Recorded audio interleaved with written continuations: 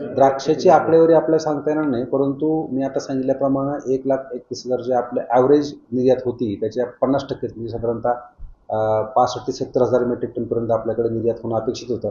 पण या मागच्या 10 दिवसापासून जे कंटेनर्स थांबलेले आहेत त्याच्यातसुद्धा 10 ते 15% जे आता निघालेले द्राक्ष आहेत ते आपण बंदरामध्ये आहे असं आपण सांगू शकतो. इम्पोर्ट एक्सपोर्टवर याचा कृषी मालावर काय परिणाम झालेला आहे? नाशिक जिल्ह्यातून सर्वांना माहीत आहे की महाराष्ट्रातून सर्वात जास्त निर्यात फळपिकांची असेल किंवा शेतमालाची असेल ते नाशिक जिल्ह्यातून होते, ज्यामध्ये आपण हा सीझन जो आहे तो द्राक्षाचा सीझन आहे. आपल्याकडे दरवर्षी जवळपास 1,31,000 मेट्रिक टनपर्यंत आपण द्राक्ष एक्सपोर्ट करतो, परंतु यावर्षी मागच्या वर्षीच्या मे आणि ऑक्टोबरमधल्या पावसामुळे द्राक्षाची जे काही प्रोडक्टिव्हिटी ती खूप कमी आलेली आहे. जवळजवळ 50% आपल्याकडे द्राक्ष यावर्षी उत्पादन आहे.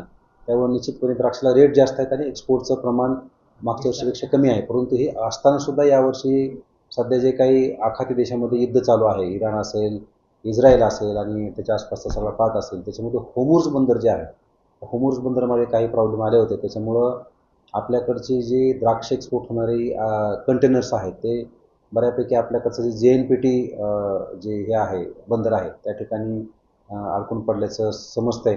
त्याच्या दृष्टीने जर ओव्हरऑल आपण बघितलं तर द्राक्षाला जे आखाती देशात द्राक्ष जाणार होते ते प्लस आपल्याकडं कांदा काही प्रमाणामध्ये आखात देशात जातो तो असेल आणि भाजीपाला आपल्याकडचा ज्याच्या माध्यमातून जे थोडक्यात मुख्य जो आखात देशात जाणारा हा काय भाजीपाला कांदा आणि द्राक्ष आहे त्याच्यावर थोड्या बहुत प्रमाणात आपल्याकडे परिणाम झालेला आहे. परंतु आत्ताची सिच्युएशन बघितली तर निश्चितपणे त्याच्यावर सुद्धा तोडगा निघेल आणि निर्यात जी आहे ती पूर्ववत होईल.